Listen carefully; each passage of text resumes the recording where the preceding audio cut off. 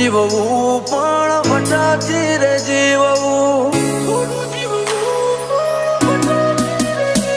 હો રણ મેદાને ભાઈઓના ભેડું જ ખેલવું, બારવટો ખેલીને ચિતાએ જ ચડવું. હો આબરૂની વાતે પાછું પગલું ના ભર્યું.